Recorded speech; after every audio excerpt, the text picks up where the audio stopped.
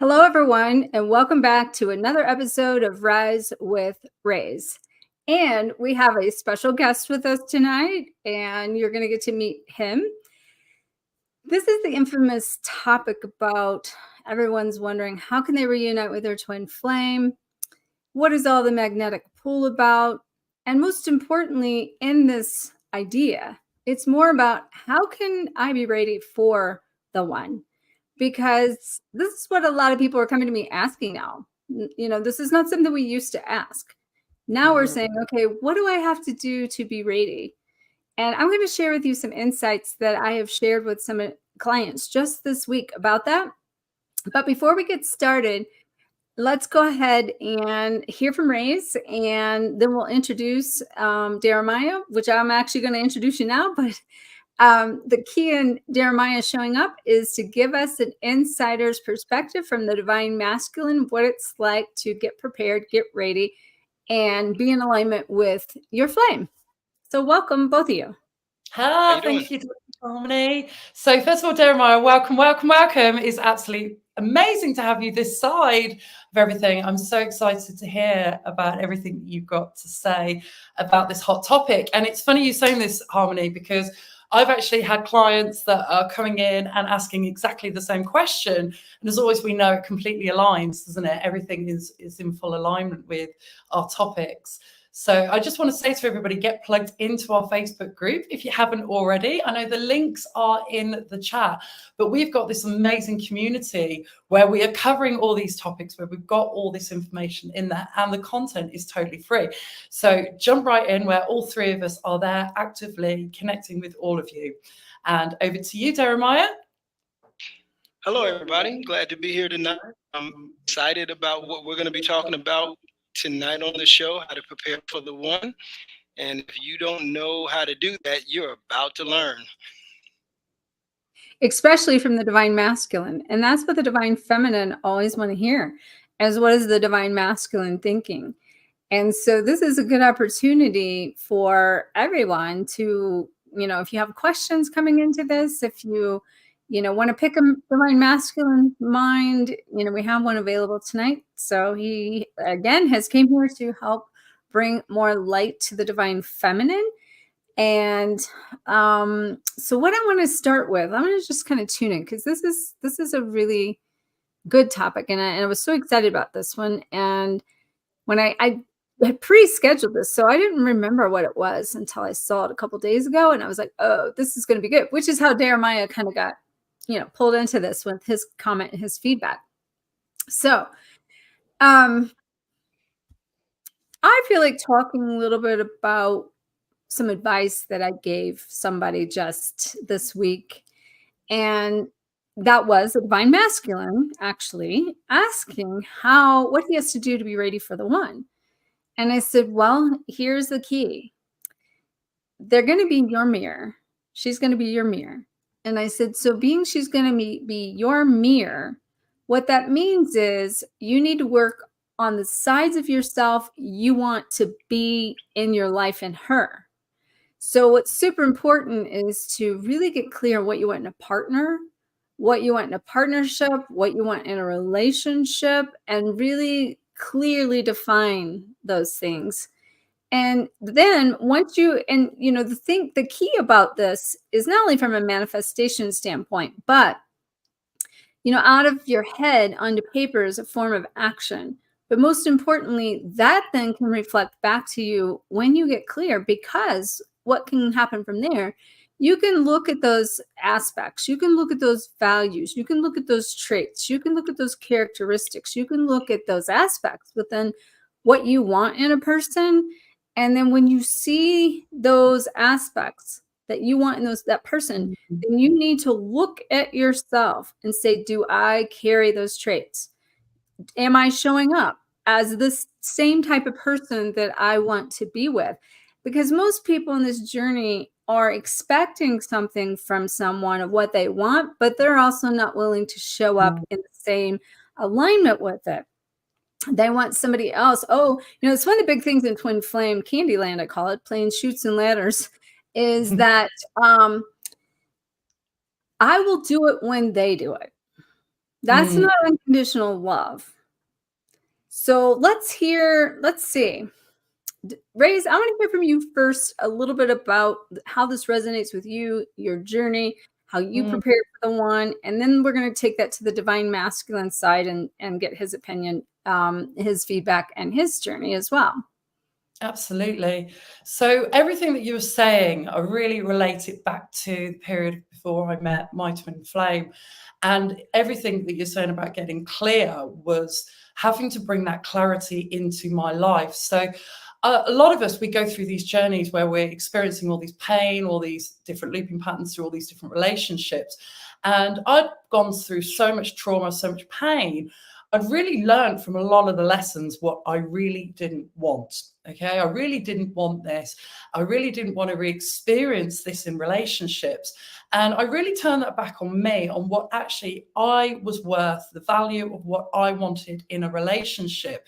And it was really being clear about this. So as you said, we're looking at all the external areas in our life of going, oh, well, this is what I want. But actually, does that align with you? And I can honestly say everything that I wanted within a relationship, I aligned with myself. I aligned, and I was totally clear about that.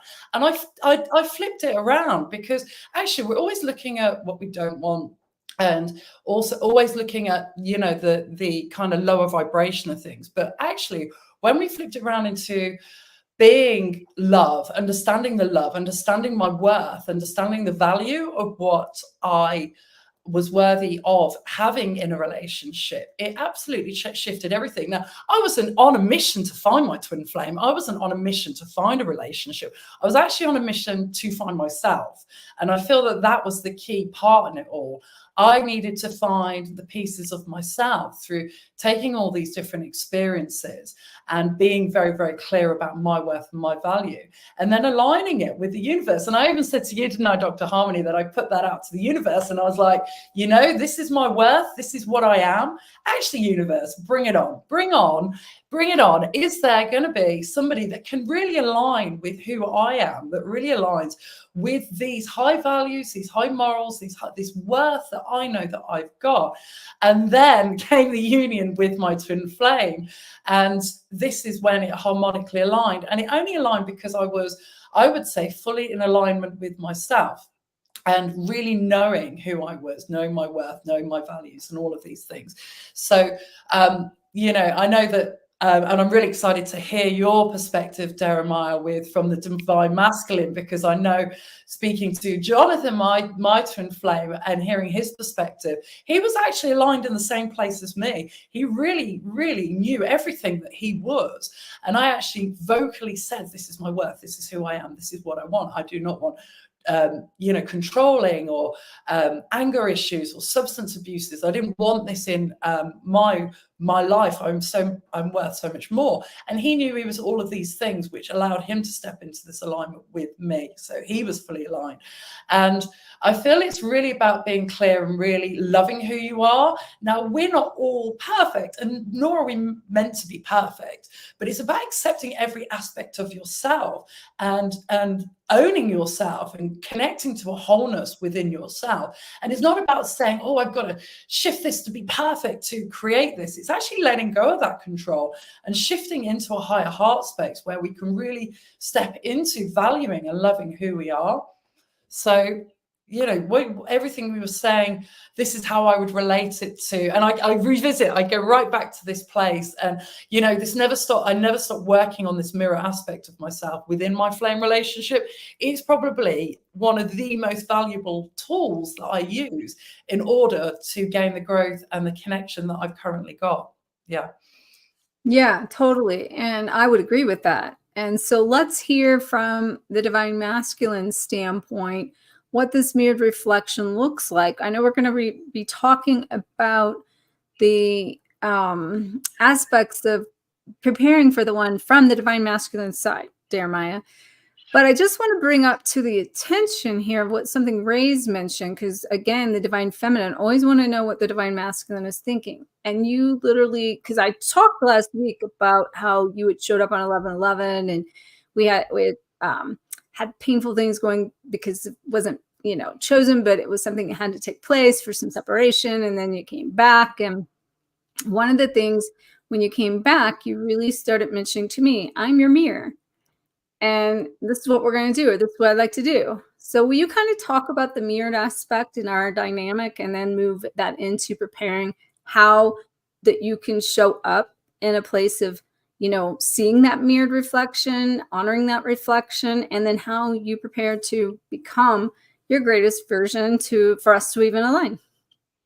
Yeah, well, first of all, I'd like to say that I start from a perspective of love. That's like the center point for me for everything. So I start from a place of giving love and showing love and being of service. Those are really, really high on the spectrum for me. So it became easier to understand what I needed and what I was looking for in the divine feminine, and probably what she was looking for as well.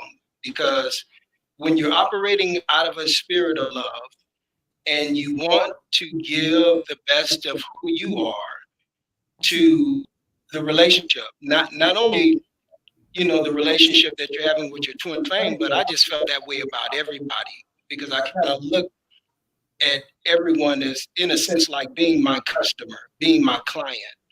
And I always have thought, what would my client, need from me if I was performing at my best?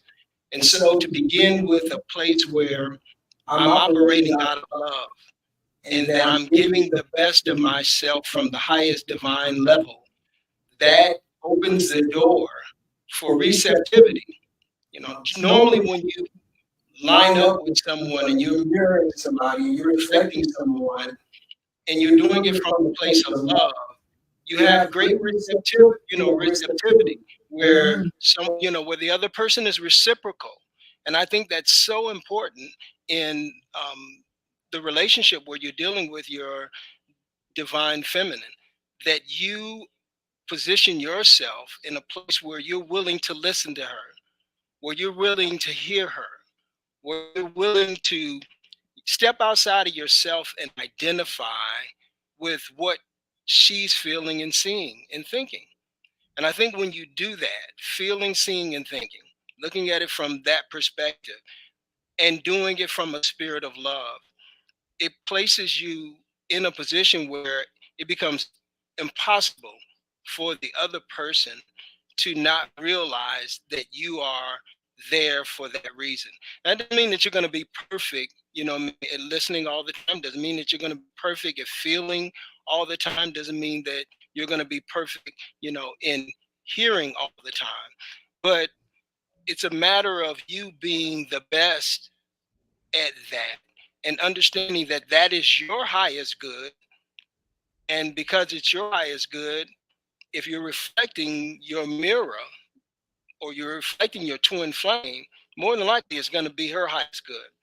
I also had a thing in the back of my head where I had got a phrase from spirit, and spirit told me that I needed to find someone who was willing to plant flowers with me.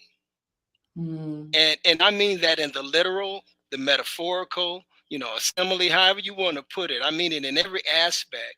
If you can find someone who would be willing to go to a garden and you and her discuss what kind of flowers you wanted to plant there, or maybe even what kind of garden you wanted to have, which was something that I discovered when I talked to Harmony. She really was a level above just planting the flowers. She was about, what does the garden look like?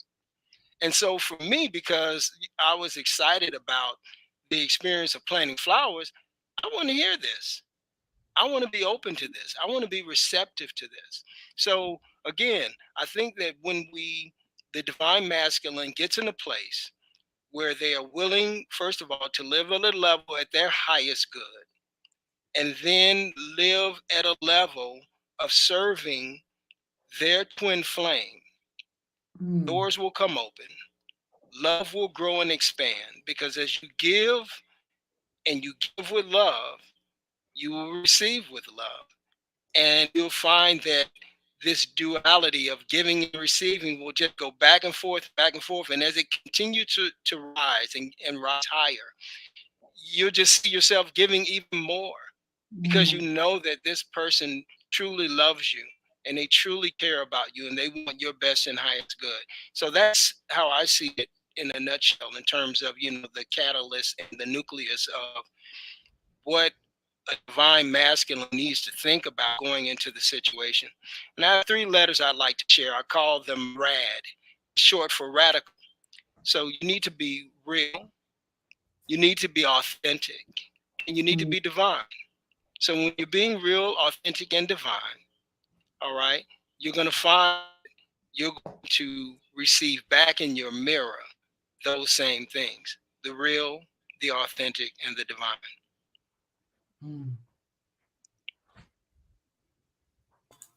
So yes, that is very beautiful. And I know that is the dream of every person here on this twin flame journey, to experience that, but not many do. And so what is it that you have done to prepare to be such an embodiment of love, to prepare to want to be a demonstration of love, so that you're not seeking outside of yourself for the love that you already are? What have you went through for you to become love? I was going to ask that. At the age of 16, I was on the verge of committing suicide. And that experience itself shifted me when one day Spirit was telling me, because I was yearning, I felt like I was empty, like, I didn't feel loved. And Spirit told me that I have to find love within myself first, love for myself first. And then when I do that, then I will see love appear outside of me. And that shift changed my whole life. Like I said, it put me on a trajectory where I stopped looking for other people to do first what I needed to do first for myself. And so when you love yourself first, and when I say love yourself, I mean really love and care for yourself in a very authentic, genuine way. And you nurture yourself, self-care, you look after yourself, you get yourself in order before you leave the house, before you leave, the house to go to work or to go anywhere. You get and prepare yourself, whether that be through, prayer, meditation, affirmations, whatever it is that you need to do. And it may be different for everybody, but I know for me, I don't leave the house until I check in with me, until I make sure that I'm in a place where when I step outside that door, I come across as being someone that's lovely, because I love myself. And when you got a twin flame, of course, you're not stepping outside of the house. I mean, your twin flame may be in the bed next to you. So it's the same process. Before you begin to interact with them, make sure you have loved yourself. Make sure that you're in a spirit where you really care about who you are, especially when it comes down to wanting to give your best self to yourself. And once you give the best self to yourself, then everyone else can receive the overflow of that joy, that love, that happiness, that peace. So it's not something where I'm trying to be anything. It's not something where I'm, putting on a facade. It's something that I am. And when you are that, then, like I said, it just flows out of you. It just comes out of you. It's like the fruit from a plant. After you plant a plant, then there's fruit that comes forth. And all I'm saying is that fruit is the work that the plant put in on itself. And you've got to put in work on yourself in order to bring forth the fruit that everybody else wants to taste, to try, to experience. Reis, what comes to mind that you would like to ask Jeremiah? So, huge, everything that you're talking about is hugely impactful. But when we talk about like forgiveness and traumas and all of these deep internal core wounds that we can struggle with, and our powerful affirmations and meditation and taking action around self-care is all really powerful. But what advice would you give to people that are really struggling with forgiveness, forgiving themselves, forgiving past traumas, forgiving how people have treated them, and struggling to let go of things that are holding them back from stepping into this place? Could you shed a little bit more light on this area? Sure. And real quick, I want to add to that. Think of it in terms too, when you do that, of the divine masculine coming from you doing that, but also for the divine feminine that needs to forgive so they can receive the divine masculine, because so many divine feminine can't forgive the divine masculine. So hopefully that makes sense. Sounds good.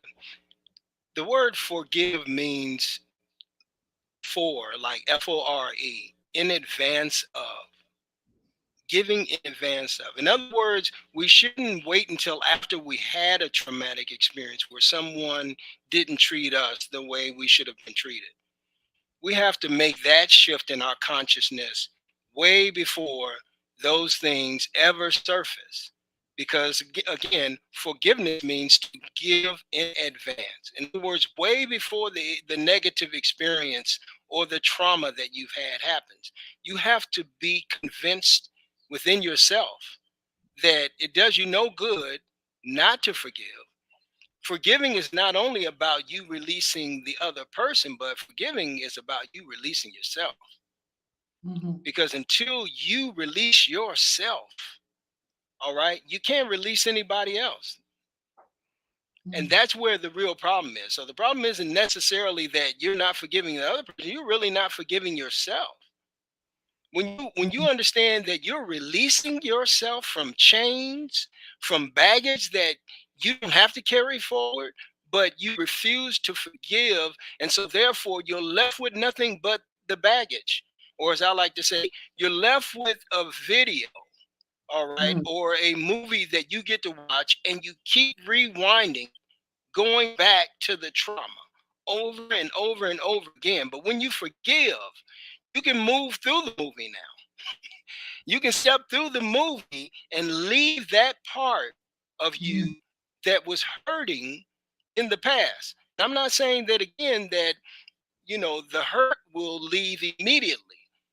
I mean, some injuries, just like in the spiritual or in the mental, are just as deep and deeply hard to forget as they are when they happen in the natural.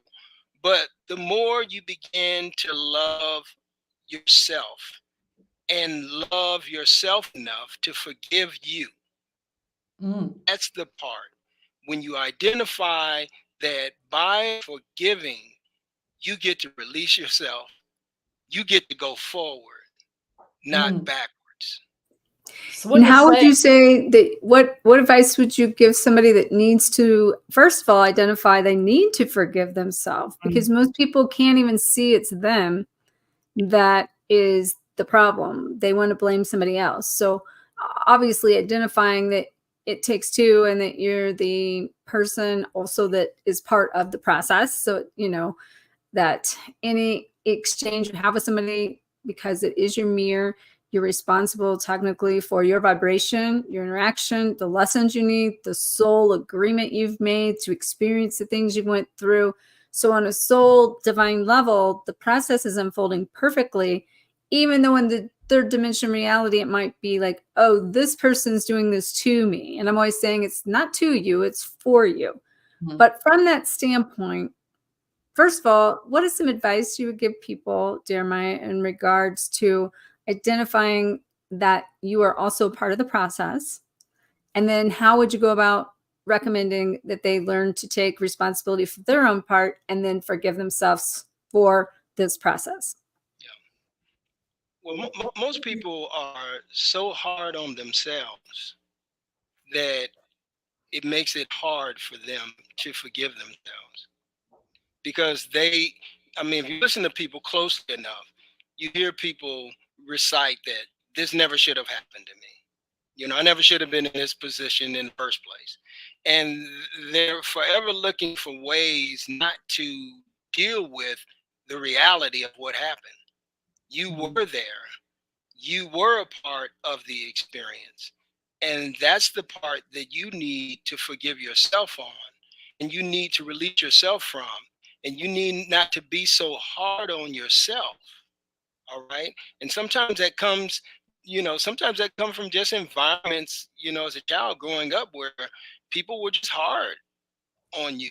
Therefore, you adopted that being hard on yourself. I can only speak for myself. My mom and dad were just, I mean, just two people who loved me so much that they taught me these principles of releasing and letting go and not being so hard on myself. And at the same time, they weren't as judgmental towards me about decisions that I made. Even when they didn't agree with the decision that I was going to make, they still were willing to allow me to experience my own ideas. And so I think it becomes, like I said, really crucial for each person to learn not to be so hard on yourself. And then after that, one of my mentors, Brian Tracy, says that the most important thing that you could do as a human being is take responsibility. And the word responsibility, is two words: response able. That's what it means. You are response able. You are able to respond. So you have to start thinking about, how do I respond? Or how do I need to respond? Or maybe even more important, how would I love to respond? Even during tough situations. And until you run yourself through, the experience mentally and spiritually of how you would really like to respond to a situation, if you could respond from your highest self, meaning that you could step away from looking at the experience as a tragedy, but looking at the experience as a blessing, something that happened that you can actually now use towards your good. I mean, it's like me looking back at, dealing with thoughts of suicide, dealing with, feeling suicidal. I know a lot of people talk about, when people feel suicidal, that, they're cowards and all these other negative things people conjure up. But they only conjure those things up because they don't understand the experience. They've never been there. So they can't see it from the perspective that you may see it. But in an experience like that, like for me, I had to learn to let go of not beating myself up because I got myself into a situation like that. And pay attention to my words. I got myself into that situation because I wasn't loving me. And so that's what each person needs to remember too. On the flip side, after you know that you're not being hard on yourself, then be responsible. Take responsibility for at least your part, even if you can't take responsibility, what I mean, for any of it. There's got to be two parts. There's a part that the other person plays, and there's a part that you play. Whether you want to look at that, what I mean, as a for what it is. Look at it for what it is. And when you can decide to look at it for what it is, then you can, like I said, not be so hard on yourself. But most people are hard on themselves and they don't take responsibility, especially in today's age. It seems like everybody wants to blame somebody else, even though they got themselves into the experience and the predicament that they're in. It almost reminds me of when my parents went through a divorce and I was reconciling my relationship back with my dad after the divorce happened a few years. And he was talking about the divorce and he was talking about it from, almost like a victim standpoint, where he was like, it was your mom's, fault. And I said, well, Dad, you chose her. You picked her.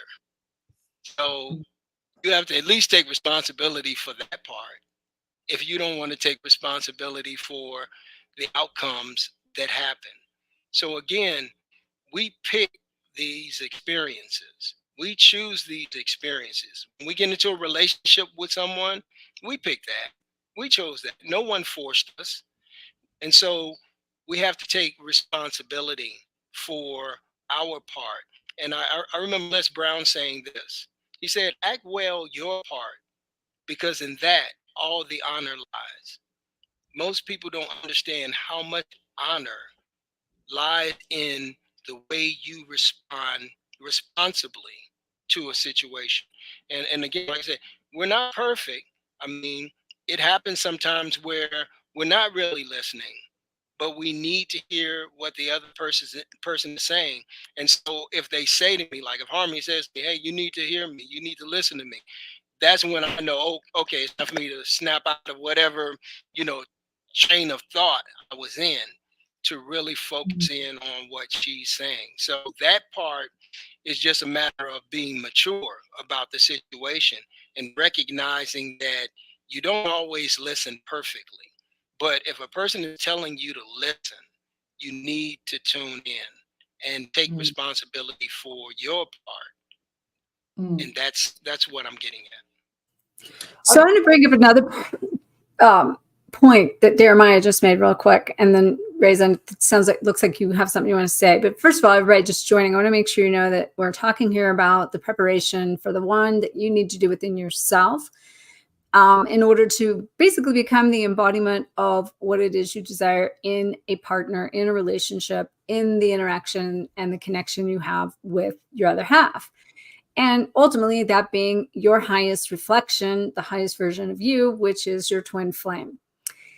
Now, with that being said, we're talking about some of the things you can do within yourself for that preparation. And one of them is, we're just talking about, is taking responsibility for yourself. And Reis brought up the idea of going through a process of forgiveness is something we need to do in this process. But looking at that as not just forgiveness of the other person, of what you went through with them, but you also need to forgive yourself as far as your interaction and parts of yourself that you have contributed on some soul level for the experience itself. Now, that being said, a second thing just came through with what Jeremiah was talking about, and just know these were not pre-planned or anything. This is just like an open conversation as what's coming through. So, but if you are just joining, I want you to know that what I did say that's going to be super important for you is if you make sure to get super clear on what it is you want, and you don't always know what that is until you know what you don't want. So when you know what you don't want, you can look and make a list of the things you want in the partner and in the dynamic and in the relationship and in the interactions. From there, you need to look at those things and see, do those things exist in me? And if you're weak in them, you need to become those. You need to integrate with those. You need to take actions and alignment to be that version of yourself, which is how you're going to align with the person. Okay. Now, on the flip side of that, another thing that's so important from what Jeremiah said that triggered a thought in me was the importance of you being able to speak up and ask for your needs and ask to be heard and ask to be listened to, and basically just speak your truth. And so, Jeremiah, from a standpoint, you've said to me many times recently about how good I am at that. And I said, if you only really knew what I've had to go through to be able to do that. Okay. Can you just share a little bit of that? Because you just mentioned that if I say, or if I ask, or if I even ask you, just recently, I said, I just need you to listen to me. So, people don't do these things, and it's so important to do it for yourself, to be able to communicate with that person in your life on a daily basis, because otherwise there's going to be triggers if you're not able to ask what your needs are, right? So can you just share a little bit about that from your perspective, on a divine masculine's perspective? Yeah, well, I think that from the divine feminine, you have to be open to sharing your truth. And you have to be open to, letting your divine masculine know where they may not be hearing you, all right, where they may not be seeing you, where they may not be aligning with whatever it is you all are discussing. And I mean, that actually could go both ways. It all depends on what the situation and circumstance is. But Harmony does that really, really well, meaning that if she sees something that isn't lining up or in alignment, she's definitely going to share how she's seeing it. And that can only enhance the relationship if you're really in a relationship that you want to be of value. If you don't want the relationship to be of value, then you just put in earplugs, all right? Because you know, I mean, you're at a place where you're saying, I'm not gonna listen. I don't want to grow. I don't want to mature. I don't want somebody to call me, you know, on my stuff. I just want to be, you know, experienced the way I want to be experienced without any input from the divine feminine. But that becomes really, really important in a relationship. And again, like I said, you know, it could go both ways. And so we have to be open and we have to be clear and we have to be tuned into our, you know, our own throat chakra, you know, where we express, you know, what we're feeling. We don't hold back. All right. Doesn't mean that you just, you know, take off and just say anything, you know what I mean, to be hurtful. It means that you say things that you know the other person needs to hear. Now, regardless of whether it may hurt or not, you know, again, to me, it's like the intent of the delivery is what you need to focus on. And again, that's something that both sides can do a better job, you know, at in a relationship, making sure that your intention is to speak the truth in love. That's a phrase that I learned a long time ago. Speak the truth in love. And if you can speak the truth in love, people will want to listen to you. And again, when Harmony and I are having, you know, these conversations, and they might be, you know, tough conversations, but there are conversations where when she shares with me, she's not trying to hurt me. All right. I know she's not. She's just expressing her perspective, her point of view. And I'm all good with it because I think that that needs to happen. And like I said, I think, you know, when I share what I'm sharing too, you know what I mean, that's my intent. It's not to ever deliver a blow or to be negative or to, you know, have a comeback, you know. It doesn't mean that you may not come across like that. It all depends then on your delivery. So just focus on your intended delivery and make sure that you speak the truth in love. Mm. Beautiful. Reis, do you want to chime in now and see? I'm sure you've got several things you would like to say, add, ask. Absolutely. So, Jeremiah, we're talking about communication and receiving and listening. What's, I feel, a really big question I want to ask you is how do you go into response when you are being triggered? Now, I'm going to take it back to something you were discussing earlier about forgiveness and taking responsibility. Now, I have a lot of people that come to me that ask about their pain, the childhood pain, that actually they didn't go out looking for this within their relationships, within the parents or their childhood, but yet they carry these traumas, these deep core wounds with them. And then they go and it affects their relationships and everything around them. So when we're talking about how this triggers and how what your perspective is about how you would gain that forgiveness, how you would learn to deal with the communication, deal with the responsibility around dealing with how people can trigger it and how you can turn it back onto yourself. How would you, from your perspective, deal with this? Well, you have to, again, be careful not to be in a place where you get triggered. I'm not saying that you can't be triggered. I mean, it's easy to become triggered by something, especially for some strange reason between, you know, like people you love, family, and close friends. I mean, people can manage their ability not to be triggered when they're dealing with a stranger or when they're dealing with somebody that they don't know if that person loves them. But there's something about the idea that people get, you know, this notion that if a person loves me, they wouldn't do or say this, but they're not doing or saying what they're saying to trigger you. That's coming from inside of you that you're triggered. So you have to be careful again about placing this blame, for the trigger outside of you. No, no, no, no. You have to slow it down. All right. Back up and listen to it again, or ask the person that you're communicating with, whether it's your twin flame, or whether it's a family member, get clarity. Ask Mm. them the questions that help you to understand better. I mean, if you think that they're saying something to you that trick you and they're trying to hurt you, I mean, by all means, ask the question. Are you trying to, you trying to get my goat? And but if you know that that person loves you, I mean, if you settle that, and that you can only really understand that from a perspective that you understand what love is to Mm. you, what loving yourself is, and how that should look.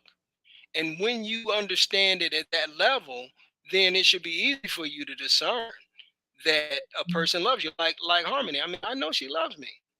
There's no doubt in my mind. I'm clear about that. So no Mhm. matter what happens in the course of a day, all right, I have to look at me if I'm feeling some kind of way, not look at her. Now, of course, if I don't have, if I don't have clarity on something, then that's when I need to use my throat chakra. That's when I need to speak up, and I need to ask the tough questions if I need to ask tough questions. But it doesn't mean that I need to do it in a way that is intentionally harmful. I need to do it in a spirit of love, and I need to Mm. do it in the spirit of caring. And the same thing is true, like I said, when I'm dealing with her. I know she loves me, so I'm never looking at the things she says to me or the things that she does to me as, meaning as her trying to hurt me or harm me. That's not what is happening here. And so I think Mm. you need to get that settled first. All Mm. right, that first of all, you love yourself enough to care about who you are, and second of all, this person that you call your twin flame, or this person that you're in a relationship with, you understand that they truly love you. I mean, if you don't feel that way, all right, then you probably shouldn't be in a relationship anyway. All right, Yeah. because you're not be able to let, from a very mature standpoint, when challenges and adversity comes. I mean, but like I said, me and Harmony have had very, very deep discussions and deep talks. And these deep talks have only made us more open towards each other, more loving towards each other, more considerate towards each other. And I mean, they could have went the other direction. You hear me? They Mm. could have went the other direction if I or she would have felt that we were trying to do harm to each other. But Mm. we clearly understand that we only want the best for each other in every Uh-huh. situation. And so when we understand that, and you get that, and you understand that your twin flame and you are in a relationship where you're Yeah. clear about that, then Mhm. you should be able to move forward through every situation. You should not be defensive. You should be willing to listen. You should slow down. You should not stop talking, meaning, become passive aggressive, but you should, still engage in the conversation. Even if the conversation for you have, I mean, sometimes it's, I have situations where it's just who I am. I mean, I'm really, really, intelligent individual, but there are things that I don't have words for. And sometimes I just have to let Harmony know I really don't, have words for this thing in terms of words, but this is how I feel. I Mm. can express that. So just going back to people that are preparing for the union, I know you're talking a lot about being in union, but actually people that are wanting to come into that union, preparing for the union and getting clear about that. What would you say about what I asked earlier about the forgiveness and the responsibility around traumas that come from your childhood that people can't shake off, that they're struggling to find that forgiveness because they were young children, abuse has happened, things have happened. I've had a lot of experience with people where they've come to me. So I'd like to understand your perspective of people that are really preparing for that union, of how they can step out of that place and take that responsibility and love themselves more. Yeah, I've spent a lot of years, close to 30 years working with children, and Mm. I've seen a lot of trauma, and I've seen a lot of situations where kids, have struggled with this. But I just use them as a metaphor. I mean, all of us were once kids, and so oftentimes we carry those childhood traumas forward into our lives and not realize how we got there. But at some point, we have to start finding, you know, support, help, assistance, guidance, a relative that we know loves us, a friend that we know really cares. And we have to listen. We have to Mm. listen to the things that they're sharing with us about who we are. And when we begin to do that, I mean, some of us may have to find a practitioner, someone who this is their gift, this is their talent. Like Dr. Harmony and Reis, you all have gifts in those particular areas. I mean, I can help people, but not in the same way in which you all do, because like I said, these you all have tools and things like that. I just have life experience. And so all I'm saying to the person on the other end of the experience where they're trying to develop, prepare themselves for their twin flame, you've got to first of all deal with your trauma. You've got to deal with your past, challenges and adversities. And again, most people think they can do that alone, but you can't see the triggers sometimes. You can't see the experiences that brought you here. So I like to use this phrase. I said the fly never saw the spider's web, Mm. never saw the spider's web. It just got entangled. And so what I'm saying to you is that there are a lot of experiences that you've had that you never saw them coming. You just got entangled. And now you need someone to come alongside you, someone you're willing to trust, someone you're willing to, allow to speak truth to you in your situation and help you. And then when they give you that outward help, where they help you see things that you can't see, because as a friend of mine said, you don't know what you don't know. And that's so true. You don't know what you don't know. So you have to be willing to listen, and you have to be willing to love yourself, and you have to be willing to forgive yourself. And I think when you do those things, then you're preparing yourself for your twin flame, not even knowing that you are, but you are, because you're mirroring, out to the outer world what you really want to experience. If you want to experience more love or better love, you got to start giving more love and better love to yourself. You want to experience, stronger, more powerful, intimate relationships that you want to bring into your life, then you've got to be in a place where you're willing to give more, you know, intimate, caring, unselfish actions towards a relationship. And when you do that, then, like I said, your twin flame will show up. I didn't go looking for harmony. Harmony didn't go looking for me. We met each other at a intersection of life where we found each other, and through time and deep conversations we realized that we had something special, not only with the other person, but we had something special within ourselves to give. And when you have something special to give, and then you meet someone else that's special, that you believe has something special to give, then you have the recipe for a great twin flame relationship. Whew, beautiful. Yeah, beautiful. Okay, so we have a few questions, comments here. Let's go ahead and take these. Take a look here. How do you know if it's a false twin? Lots of mirrors, but the recent talks of polyamory is not in alignment at all. So one of the things I will say is I do have a video that I talk about polyamory and how that links to our journey.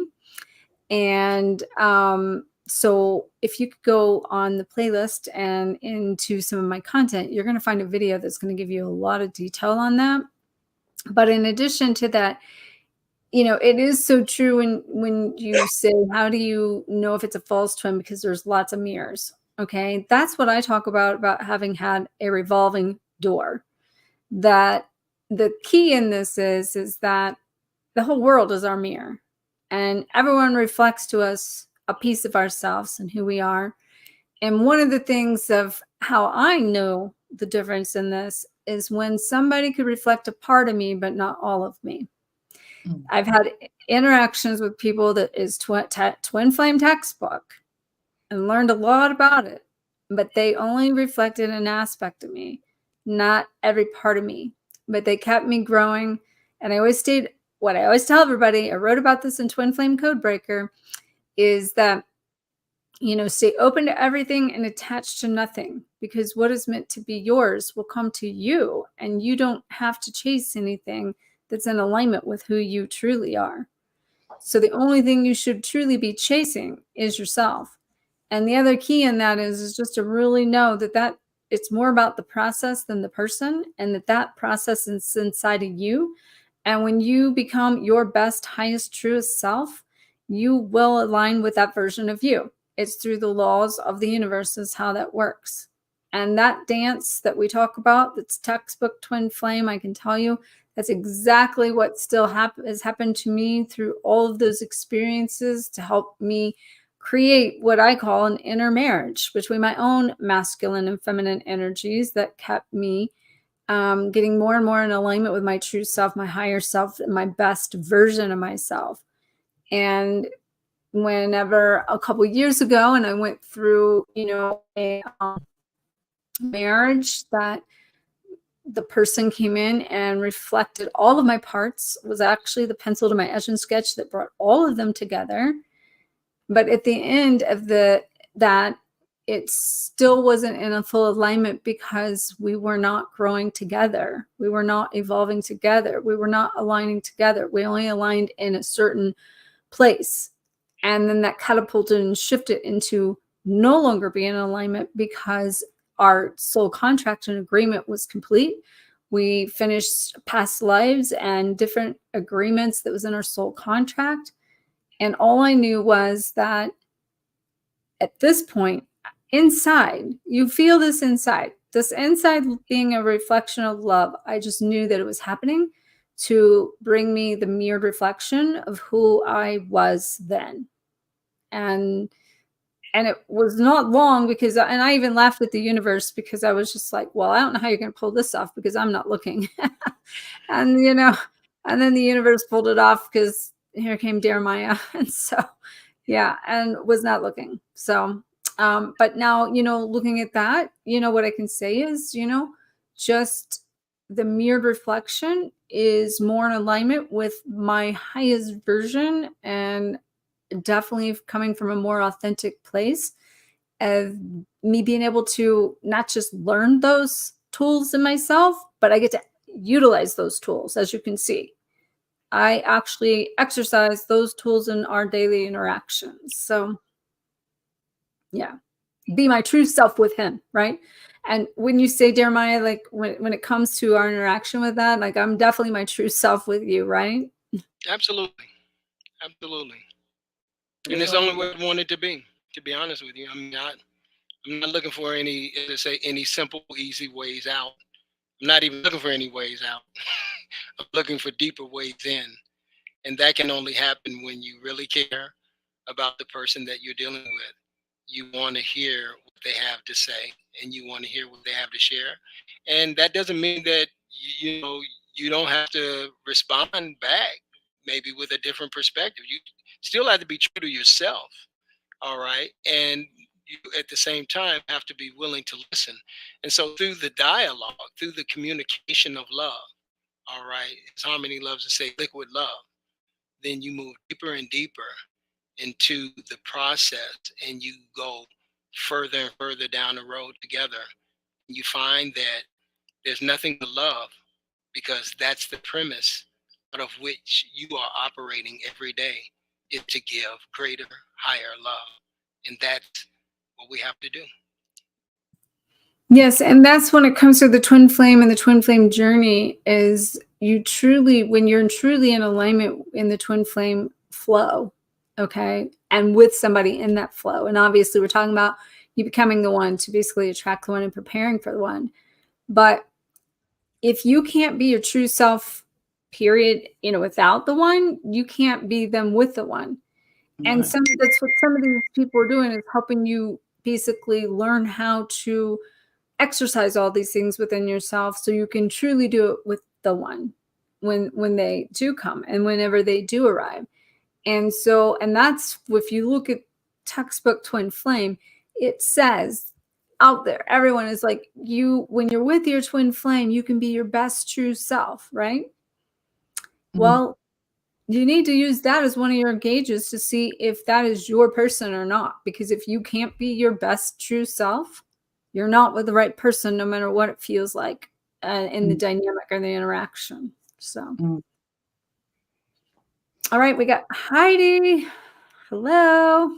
You think of how we each need to have a balanced masculine and feminine within us, and also those who are two-spirit people. I feel that I truly understood this even as a child. Yeah, you're so beautiful with your awarenesses, Heidi. You're very advanced in your awarenesses, which is beautiful. All right, Crystal, thank you for your feedback on the channel. I know that you brought up some feedback. So let's see. Handpick waving. Okay, so you've been working on the response able, learning to change your responses to many things this summer, and to increase. That's hilarious. That's hilarious. Thanks for sharing that. Dear Maya, I'll let you read this one because I know that you actually referred Crystal to watch Reis and myself on the show just a couple of weeks or so ago. And so, yeah. Exactly, 100, Jeremiah. I'm staying with my daughter and son-in-law. They are twin flames. I'm learning how to live with others, them. I prefer my singleness. It's easy being in a family, a lot to learn. Yeah. It's beautiful that you get a chance to see it play it out before you through your son-in-law.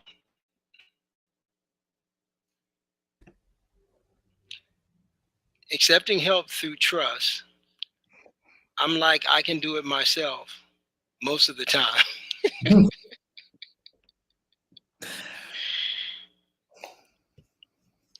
Refreshing words. Thank you, Dr. Harmony. Well, you're very welcome, Crystal. And thank you, everyone that has joined Jeremiah and Reis for our Rise with Reis show, where we meet every Sunday night at 8 p.m. Eastern time. It's New York time. And today we have been talking about how to prepare for the one so that you can basically attract the one, but most importantly, what some tools and things that you need to look at within your own self in order to create that relationship with the one. So we appreciate you joining and tuning in with us, and we look forward to seeing you next week. Make sure that you like, comment, and you share the shine. And don't forget to check out all the links and ways you can glow forward with us in the description above or below, depending upon where you are. And we look forward to seeing you next week. And have a happy Thanksgiving for everyone that's out there in the States that celebrate Thanksgiving. Make sure to have a happy Thanksgiving. And I just would like to, in honor and gratitude of thanks, would like to thank Jeremiah for coming tonight and sharing his wisdom with us from a divine masculine perspective. And also thanks for Reis and her light and shining with all of us and sharing with all of us her passion, because I can't really tell you anyone that could be any more passionate about all the things she loves and wants to share. And so I'm just so honored that she's come on board to help share her light with you all, with me. And it's been just a true blessing to have both of you show up today to share your shine. So thank you both, and we'll see you next time.